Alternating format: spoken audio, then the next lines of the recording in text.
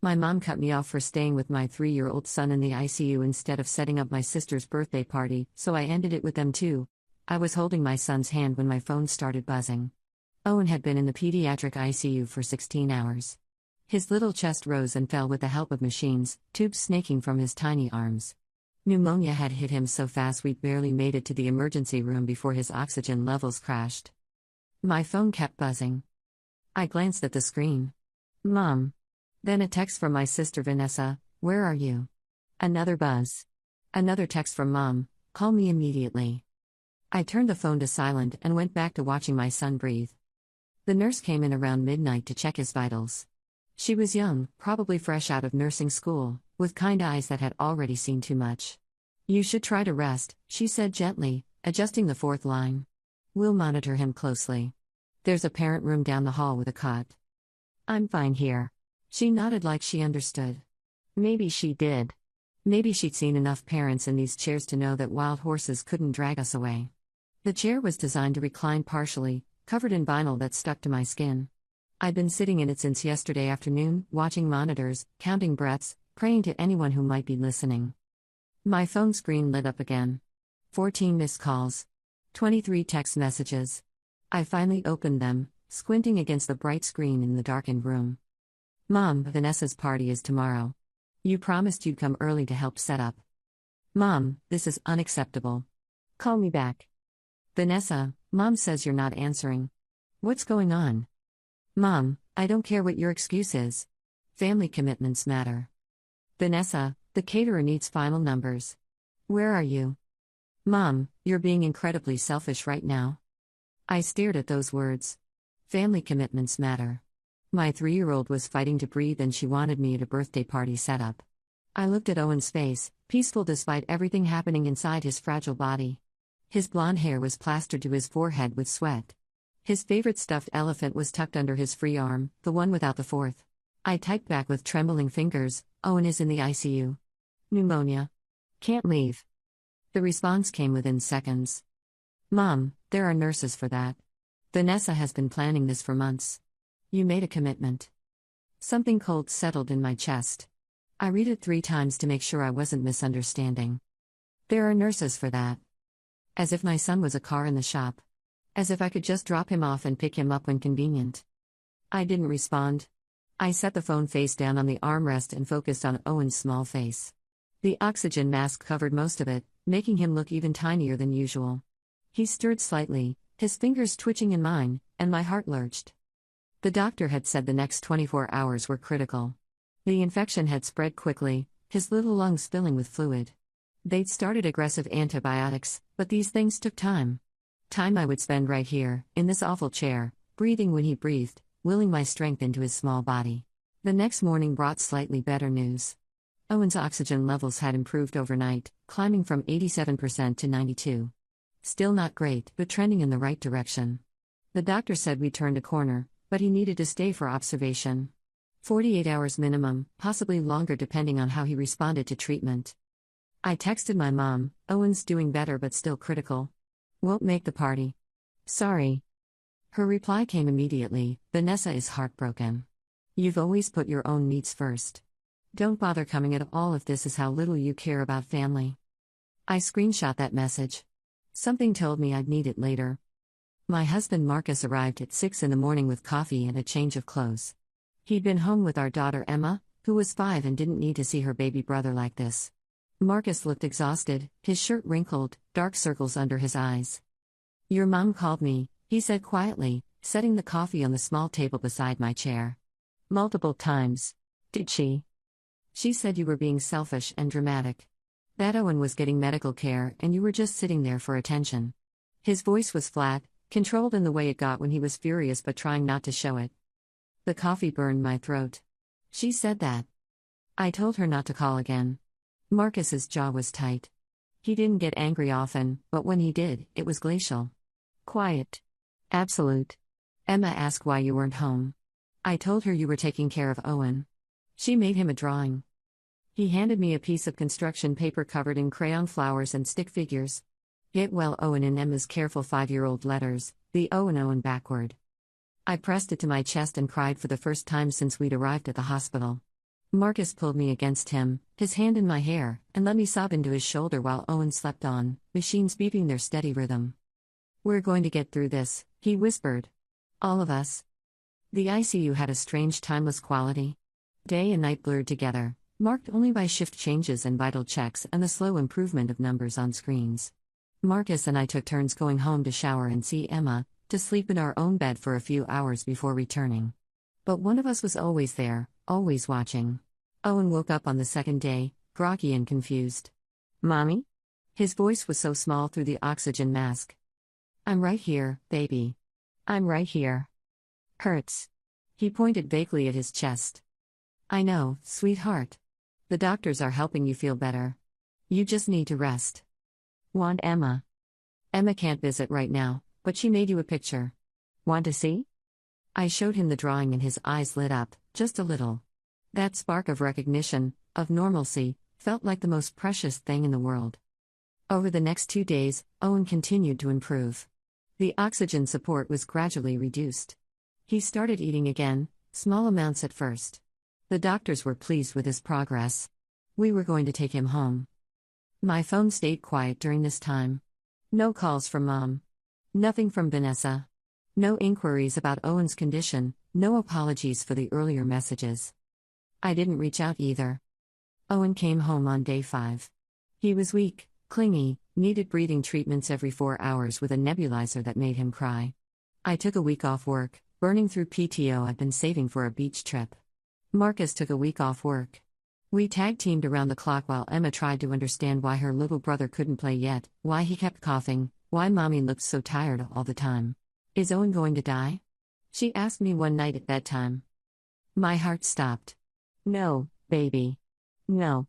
Owen's getting better every day. Jacob's grandma died. He said she was sick and then she died." I pulled her close. "Owen's young and strong. His body is fighting off the infection. He's going to be okay." "Promise?" I shouldn't promise. No parent should promise something they can't control. But I looked into my daughter's frightened eyes and said, "I promise." She fell asleep in my arms, and I carried her to bed, tucking her in with the worn teddy bear she'd had since birth. Then I went to Owen's room and watched him sleep, counting his breaths, making sure his chest rose and fell normally. The fear didn't leave completely. I don't think it ever does once you've watched your child struggle to survive. 2 weeks after we brought Owen home, my phone rang. Mom's name appeared on the screen.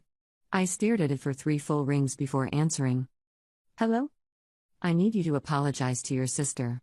No greeting. No asking how Owen was doing. No acknowledgement of the last 2 weeks. "Excuse me?" Vanessa was humiliated at her party. People kept asking where you were. She had to set up everything herself with minimal help. The least you can do is apologize. I sat down slowly on the couch. Owen was napping against my shoulder, his breathing finally clear and even. "Mom, Owen was in the ICU. And he's fine now, isn't he? You always make everything about yourself. Vanessa's 30th birthday only happens once. You could have made time for both. Other people manage to balance their responsibilities. My son almost died." "Don't be dramatic. He had pneumonia. Children get pneumonia all the time. My own children had pneumonia and I still managed to take care of everything else. You're being overly emotional." Something snapped. Not loudly. Quietly, like a thread pulled until it finally gives way. "I'm not apologizing." "Then don't expect any help from me anymore. I've always been there for you, and this is how you repay me? I'm done. Completely done." "Okay." The word seemed to confuse her. Silence stretched between us, awkward and heavy. "Okay?" she repeated, voice rising slightly. "Yes. If that's how you feel, okay. You're really going to throw away your family over this? Over one party? You threw us away first when you told me there were nurses for taking care of my dying son. You just didn't expect me to let you." "I never said dying. Goodbye, Mom." I hung up. My hands were shaking. Owen stirred against me, and I adjusted him gently, rubbing his back.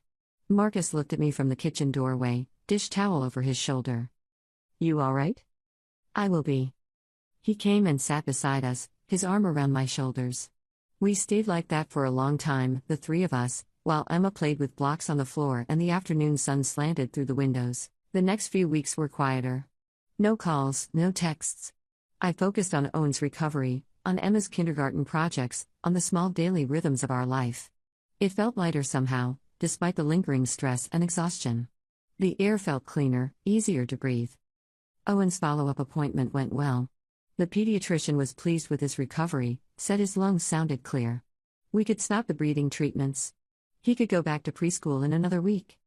You did good work, the doctor told me. Getting him here when you did, staying with him through treatment. Parental presence makes a real difference in pediatric outcomes. I thought about my mother's words.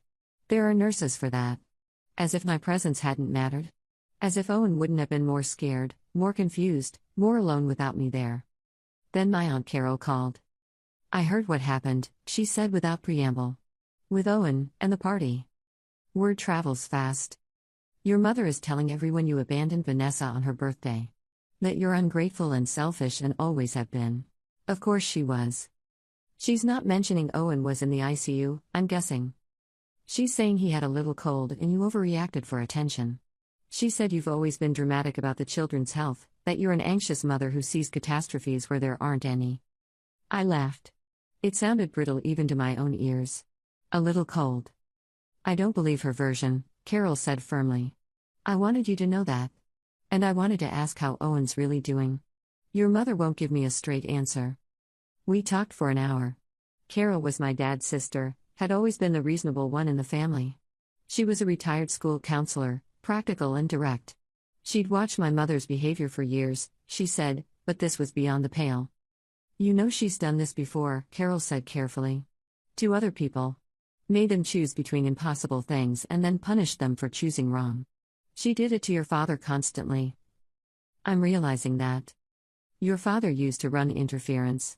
He'd smooth things over, manage her reactions, keep the peace. After he died, there was nobody to balance her out. She's gotten worse. Dad had been gone for 3 years. Heart attack at 58, sudden and devastating. I still missed him with an ache that never quite faded. He'd been the buffer, I realize now. The translator between Mom's demands and reality. What should I do? I asked. Whatever you need to do to protect your family. Your real family. Marcus and the kids. That's your priority now. She's going to keep telling people her version. Let her. The people who matter will figure out the truth. The people who don't matter, well, they don't matter. It sounded simple when she said it. But I knew it wouldn't be that easy. 3 days later, my cousin Rachel called. Rachel was Vanessa's age, 30, and we'd always been friendly but not particularly close. She worked in marketing, was always perfectly put together, always knew the right thing to say. She got straight to the point. Did you really skip Vanessa's party because Owen had a cold? No. He was in the pediatric ICU with severe pneumonia. He needed oxygen support. Silence. Then, are you serious? Completely serious. He was there for 5 days. That's not what anyone's been told. Vanessa showed me your texts. The ones where you said you couldn't make it because you were tired and Owen was fussy. My blood went cold. I never sent texts like that. I saw them. On her phone. Screenshots of your conversation. Rachel, I saved my actual texts. Would you like to see them? We met for coffee the next day.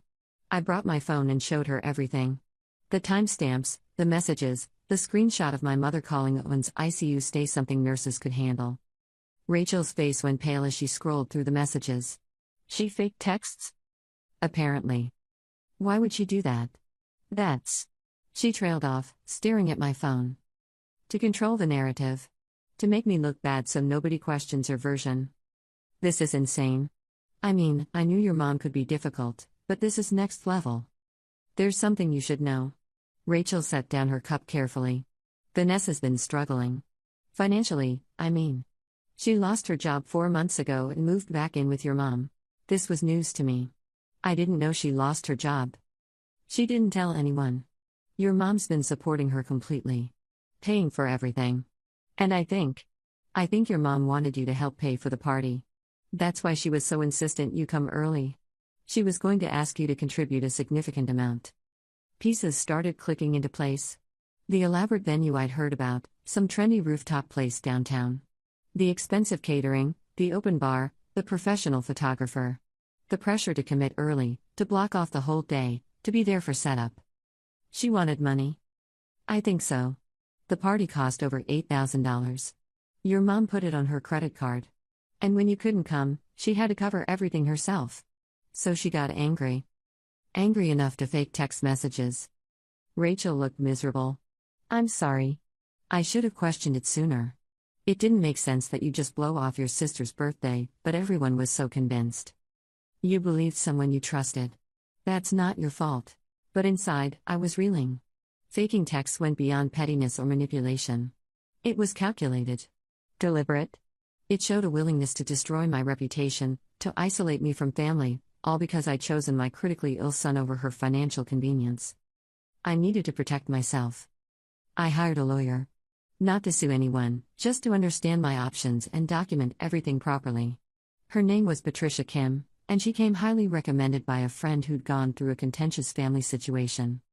Patricia was in her 50s, dressed impeccably in a navy suit, and she listened to my story without interrupting. Then she reviewed the fake texts Rachel had photographed for me.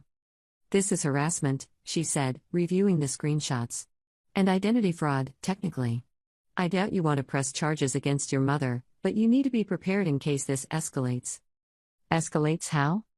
Grandparents' rights claims. Custody disputes. False CPS reports. I've seen family disputes turn ugly very quickly when someone realizes they're losing control. The thought made me sick, but I followed her advice. She had me create a detailed timeline of events. Save every message, every email, every piece of communication. Document Owen's hospital stay with medical records. Get character references from friends. You're building a paper trail, she explained. If this goes legal, you want documentation. Facts, not emotions. I paid her retainer fee and left feeling both protected and paranoid. Was I overreacting? But then I thought about those fake texts, about the calculation required to create them, and I knew I wasn't. Then my mother made her next move. She called Marcus's mother. Linda, my mother-in-law, was a sweet woman who believed the best in people. She'd been a kindergarten teacher for 30 years, retired now but still volunteering at the local library for story time. She called me in tears 2 days after my meeting with Patricia. Your mother told me you've been keeping the children from her, Linda said, her voice shaking. That you're alienating them from their grandmother because of some grudge. She's heartbroken. She said she just wants to see her grandchildren. I closed my eyes, gripping the phone. Linda, that's not what happened. She said Owen was barely sick. That you used it as an excuse to cut her out of your life. She's worried about the children being exposed to your. She said instability. Linda, Owen was in the ICU for 5 days with severe pneumonia. I have medical records. I have photographs. Silence. Then, quietly, she said you'd say that. She said you'd exaggerate. I took a deep breath. Can you come over? I'd like to show you everything. Not my version, not her version. The actual documentation. She arrived 30 minutes later. I showed her everything. The hospital records. The photos of Owen with oxygen tubes. The real text messages from my mother. The faked ones Rachel had photographed. The timeline Patricia had helped me create. Linda sat at my kitchen table and cried. I'm so sorry, she said finally. She manipulated me.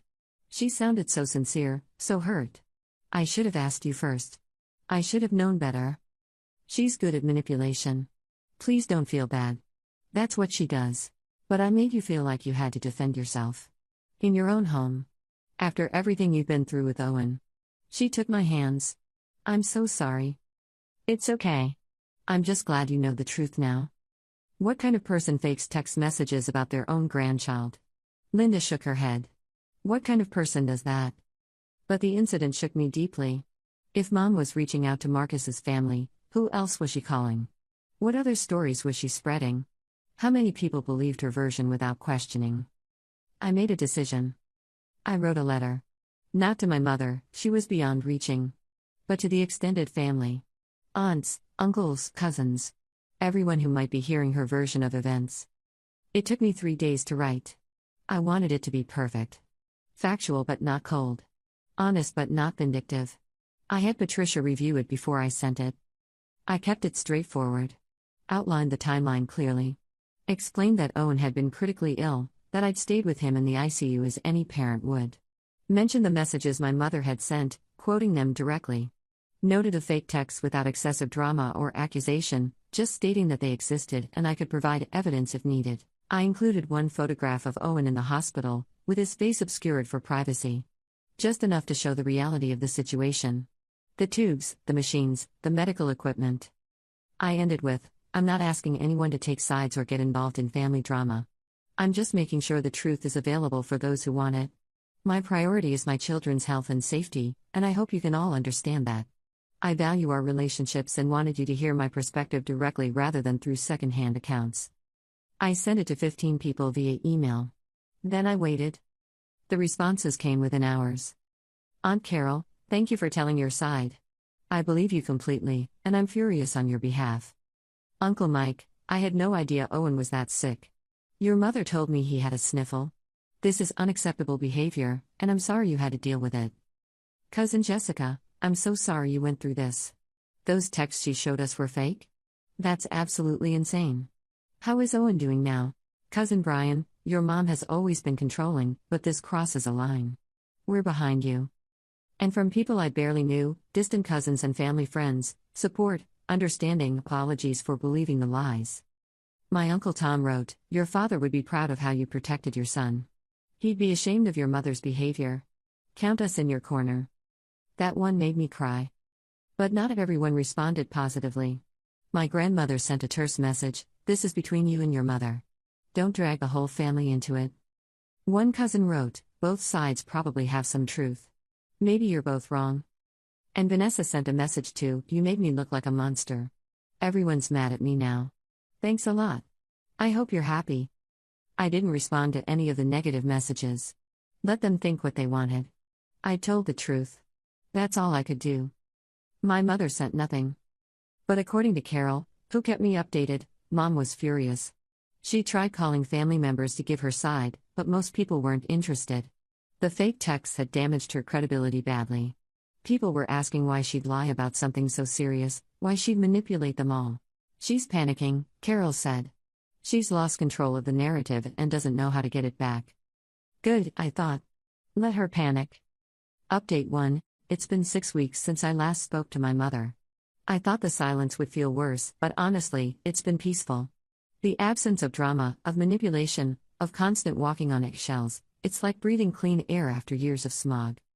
Owen is fully recovered. He's back in preschool, playing with his friends, causing his usual chaos. He's back to collecting rocks and bugs, to demanding the same bedtime story every night, to singing made-up songs about dinosaurs. Watching him run and laugh and be a normal 3-year-old feels like a miracle. Emma's doing well too. She asks about Grandma occasionally, but less and less. We've been spending more time with Marcus's parents, and she's content with that. Last week, something happened that I need to share. Vanessa posted on social media. A long, rambling post about betrayal and family loyalty and how some people will throw away relationships over minor disagreements. She didn't name me directly, but the subtext was clear. Several people commented supportively. You deserve better. Real family shows up. That kind of thing. I almost let it go. But then I saw that she'd included a screenshot of one of the fake texts. The one that supposedly showed me saying I was too tired to help with party setup. She was still lying. Still spreading the false narrative. I made a decision. I posted my own response, not as a comment on her post but as a separate post on my own page. I kept it brief and factual. There's been some confusion about why I missed my sister's birthday party. The truth is that my son was in the pediatric ICU with severe pneumonia for 5 days. I've seen fake text messages circulating that don't represent our actual conversation. I'm setting the record straight for anyone who's interested. My priority was and always will be my children's health and safety. I attached one photo, the real text exchange showing my mother's there are nurses for that message. The response was immediate and overwhelming. Friends from college, from work, from the neighborhood, people who'd seen Vanessa's post, commented with support. Several people shared my post. One friend who was a nurse wrote a long comment about the importance of parental presence in pediatric care. Vanessa's post suddenly looked very different in that context. Within 2 hours, she deleted it. But the damage to her credibility was done. People had screenshot both posts. The comparison was damning. My Aunt Carol called. I'm proud of you for standing up for yourself. I just wanted the truth out there. Well, it worked. Vanessa called your mother crying. Apparently, people have been messaging her asking about the fake texts. Good. You sound different. Stronger. I feel different. I'm tired of being manipulated. And I was. For years, I'd bent over backward to keep the peace, to meet my mother's demands, to be the good daughter. And where had it gotten me? Accused of neglect for staying with my critically ill child. No more. 2 weeks after the social media incident, something else happened. I got a letter from a lawyer representing my mother. My hands shook as I opened it. The letter claimed I was engaging in parental alienation by refusing to allow her access to her grandchildren. It demanded I establish a reasonable visitation schedule or face potential legal action. I called Patricia immediately. "This is a bluff," she said after I read her the letter. "She has no grounds for a grandparents' rights case. You haven't denied access, she's the one who cut off contact. And you have documentation of her abusive behavior. If anything, you have grounds for a restraining order. Should I respond?" "I'll respond on your behalf. We'll make it clear that she's welcome to see the children if she apologizes and demonstrates changed behavior, but that you're under no legal obligation to provide access to someone who's been harassing and defaming you." "Will this go to court?" "Very unlikely. These letters are usually intimidation tactics. She's trying to regain control. Don't let her." I didn't. Patricia sent a response that was professional, firm, and made it clear we had extensive documentation of the harassment. The lawyer never contacted us again. But the incident rattled me. The idea that my mother would weaponize the legal system, would try to force access to my children after everything she'd done, it showed how far she was willing to go. Marcus found me crying in the bathroom that night. "She's never going to stop," I said. "She's never going to let this go. Then we'll keep protecting them. That's all we can do. What if she does file something? What if there's a court case? Then we show the judge all the documentation. The texts, the fake messages, the hospital records, the harassment. We win." "You sound so certain." "I am certain. Because we're telling the truth. And because you're an excellent mother who made the right choice. No judge would see it differently." I wanted to believe him. But the fear lingered. 3 months since my last update. A lot has happened. First, the family situation. My mother has essentially been ostracized by most of the extended family. Not because I asked for it, I never wanted that, but because people saw the evidence and drew their own conclusions. Faking text messages and lying about a child's hospitalization didn't sit well with anyone. Aunt Carol told me Mom tried to host Thanksgiving and only 3 people came. Vanessa, my grandmother, and one uncle who apparently doesn't pay attention to family drama and was just there for the food. Carol said Mom spent the whole evening complaining about me, about betrayal, about ungrateful children who abandon their mothers. The uncle apparently got so uncomfortable he left early. I hosted my own Thanksgiving. Marcus, the kids, his parents, my aunts and uncles and cousins who'd reached out after the letter. 23 people crowded into our house. We had to borrow folding tables from the church. Emma helped make place cards for everyone, decorating each one with elaborate crayon designs. Owen, fully healthy now, ran around showing everyone his dinosaur collection and demanding attention. It was chaotic and loud and perfect. During dinner, Aunt Carol raised her glass. "To family," she said, looking directly at me. "The family we build, not the family we're born into." Everyone drank to that. Even my conservative Uncle Mike, who I'd worried might judge me for cutting off my mother. Later, as people were leaving, he pulled me aside. "Your father would be proud," he said gruffly. "You protected your kids. That's what matters." I hugged him, this man who'd been like a second father after Dad died. "Thank you. Your mother's always been difficult. But you didn't deserve what she did. Nobody deserves that." The second thing that happened was harder. Vanessa showed up at my house on a Tuesday afternoon. I was folding laundry while Owen napped and Emma was at school. The doorbell rang and there she stood on my porch, looking smaller somehow than I remembered. Thinner. Her hair was pulled back in a messy ponytail, and she wasn't wearing makeup. "Can we talk?" she asked. I almost said no. But something in her face stopped me. She looked tired. Defeated. 5 minutes, I said. We sat in the living room. She twisted her hands in her lap, not meeting my eyes. "I'm sorry," she said finally. "For all of it." "Okay." I didn't know she faked those texts until Rachel confronted me. When I found out, I I didn't know what to do. She's my mom. And I'm living in her house. I felt trapped. You could have told the truth. I know. Her voice cracked. I was scared. She's all I have right now. My job fell through, my apartment fell through, my boyfriend left. I had nowhere else to go. If I crossed her, I'd be homeless. Despite everything, I felt a flicker of sympathy. Vanessa and I had been close once, before Mom's toxicity had wedged between us. We'd shared a room growing up, told each other secrets, protected each other from Mom's moods.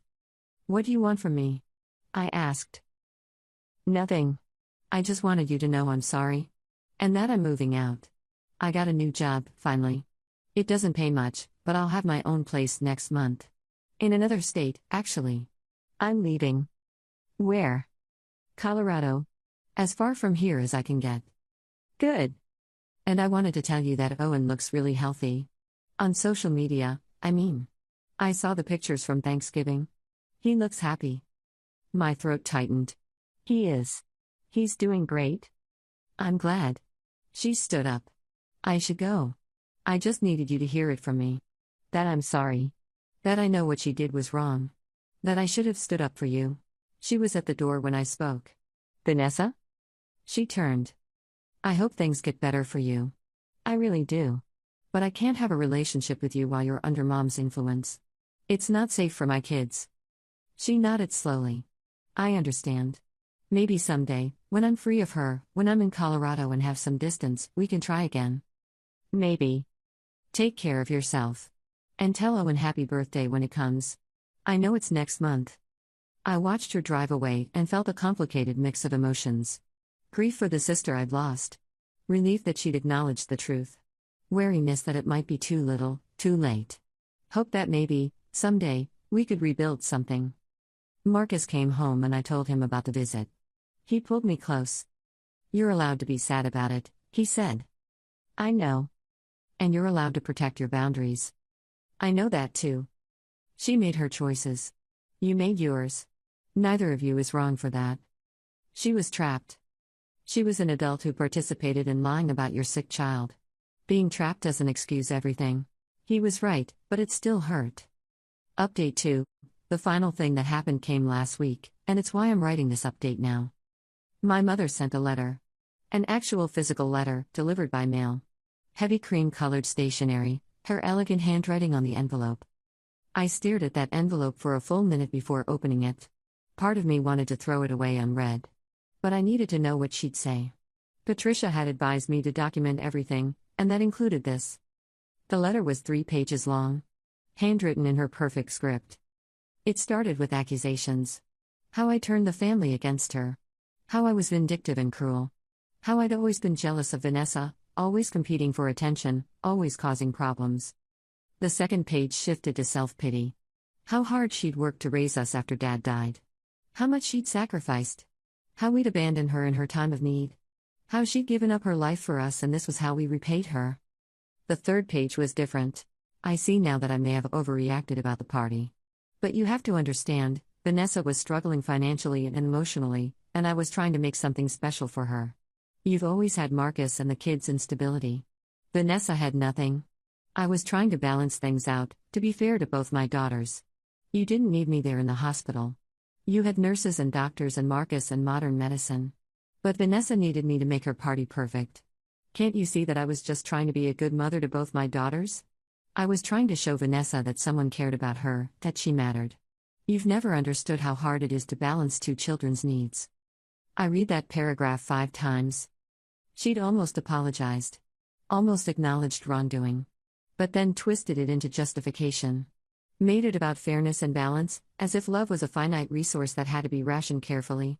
As if my critically ill son was less important than party decorations because I had enough support already. I showed the letter to Marcus. He read it and shook his head. She'll never get it, he said. No. She won't. She's rewriting history. Making herself the victim. Making your choice to stay with Owen into some kind of betrayal of her. Should I respond? Do you want to? I thought about it. No. There's nothing to say. She doesn't actually want reconciliation. She wants me to admit I was wrong. Then don't respond. I put the letter in my documentation file and didn't respond. But that night, I dreamed about my father. We were in his workshop, the one he'd had in the garage before he died. He was teaching me to sand wood, the way he used to when I was little. "You're doing good, kiddo," he said in the dream. "I miss you, Dad." "I know. But you're stronger than you think. You're protecting your family. That's what matters." I woke up crying. Marcus held me while I sobbed, mourning not just my father but the mother I'd never really had. The one I'd always hoped she'd become. It's been 4 months now since I last spoke to my mother. The holidays were complicated but manageable. We did Christmas at our house again, with Marcus's family and the relatives who'd supported us. Emma and Owen had a magical day, and that's what mattered. Last night, Emma asked me why Grandma doesn't visit anymore. We were reading bedtime stories, and she just looked up at me with those serious 5-year-old eyes and asked. I'd been dreading this question. "Sometimes grown-ups have disagreements," I said carefully. "Grandma and I don't see things the same way right now." "Is it because Owen was sick?" "Kids hear everything. Remember everything." "Partly." "She was mean to you?" "She hurt my feelings, yes." Emma thought about this. "When Lucy hurt my feelings at school, teacher said we should talk about it and say sorry." "That's good advice. But sometimes people don't want to say sorry." "Then what do you do?" "I smooth her hair back. Then you focus on the people who are kind to you. And you build a life that makes you happy." "Are you happy, Mommy?" I thought about Thanksgiving. About Owen's laughter this afternoon when Marcus chased him around the yard. About Emma's kindergarten concert last week. About the life we'd built, the family we'd chosen. "Yes, baby. I'm happy." She hugged me tight.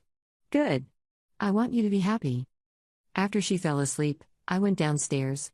Marcus was cleaning up the kitchen. "You okay?" he asked. "Yeah." Emma asked about my mom. "What did you tell her?" "The truth in 5-year-old terms. That sometimes people hurt each other and don't apologize." "Good. Is it though? Am I damaging her by keeping her from her grandmother?" Marcus set down the dish towel. "You're protecting her from someone who faked text messages to manipulate family members. Someone who told you there were nurses to care for your dying son. Someone who tried to weaponize the legal system. That's not a grandmother relationship worth preserving." "But what if I'm wrong? What if years from now, Emma resents me for this?" "Then you'll explain what happened, show her the documentation, and let her make her own choice as an adult. But right now, she's 5. Your job is to protect her, not to maintain relationships with people who are harmful." He was right. I knew he was right. But the guilt lingered. I don't know how this story ends. Maybe my mother will eventually understand what she did wrong. Maybe Vanessa will successfully build a life in Colorado and we'll reconnect someday. Maybe time will heal some of these wounds. Or maybe not. What I do know is this: I made the right choice. Staying with my son when he needed me. Refusing to apologize for putting my children first. Setting boundaries with people who tried to manipulate me.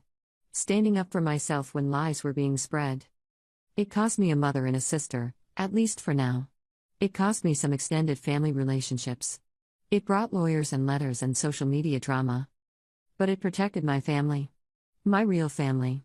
Marcus and Emma and Owen. And that's worth everything. Some people will tell you that family is everything, that you should forgive anything, that blood is thicker than water. But the full saying is the blood of the covenant is thicker than the water of the womb. The bonds we choose are stronger than the bonds we're born into. I chose Marcus and Emma and Owen. I chose myself. And I'd make the same choice every single time. Owen is 4 now, almost 4.5.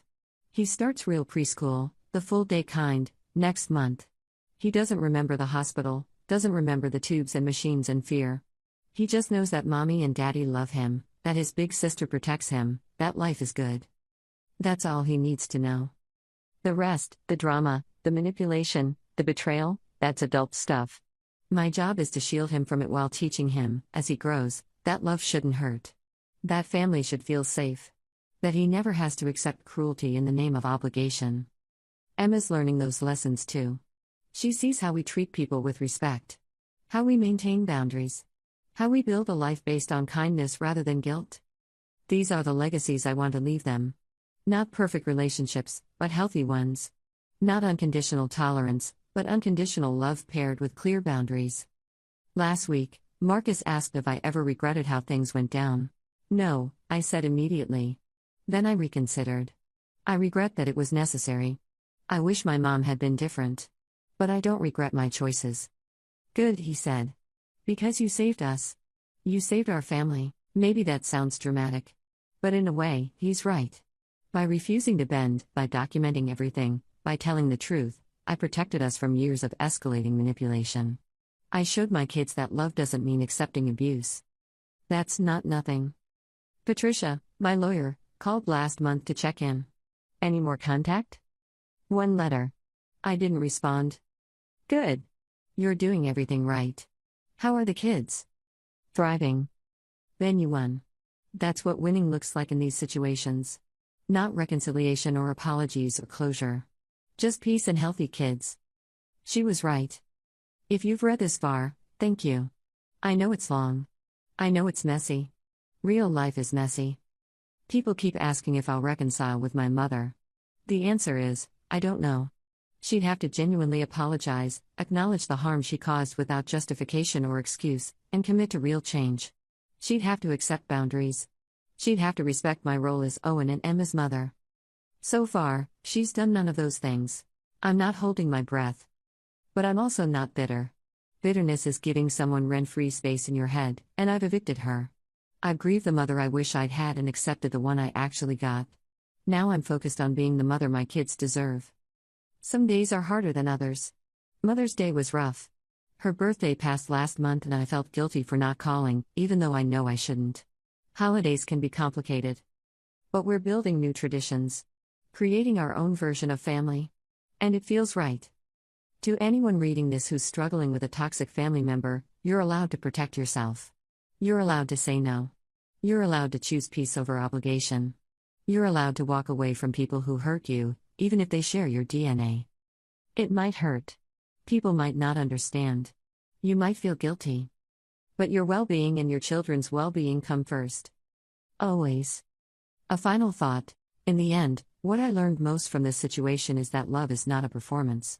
It's not about grand gestures or public displays or expensive parties. It's about showing up in the quiet moments, in the hard moments, in the 3 a.m. moments when someone you love needs you and there's nowhere else you'd rather be. My mother wanted me at a party set up to demonstrate my love and loyalty. To be seen helping, contributing, participating in the performance of family. But real love was sitting in that uncomfortable hospital chair, holding my son's small hand, watching machines help him breathe. Real love was Marcus bringing me coffee at dawn. It was Emma making her brother a crayon drawing. It was Aunt Carol calling to check on us. It was the chosen family that showed up to Thanksgiving to say we believe you, we support you, we're here. That's the love I want to pass down to my children. Not duty dressed up as devotion, but genuine care that asks for nothing in return except the opportunity to be present. Not relationships maintained out of obligation or guilt, but connections built on mutual respect and trust. And maybe that's the lesson in all of this: love should make you feel safe, not small. It should build you up, not tear you down. It should feel like coming home, not walking on eggshells. It should be freely given, not extracted through manipulation. If someone in your life makes you feel guilty for choosing your child's well-being, for setting healthy boundaries, for protecting your peace, that's not love. That's control wearing love's mask. That's obligation disguised as relationship. You deserve better. Your children deserve better. And it's never too late to choose better, even if it means walking away from people who share your blood. The family you build is the family that matters. Build it with intention, protect it fiercely, and never apologize for putting their needs first. That's what mothers do. That's what love does. And in the end, that's all that matters. Owen asked me yesterday if I was sad. We were playing with his trains on the living room floor, and he just looked up at me with those big eyes and asked, "No, baby. I'm not sad. You look sad sometimes.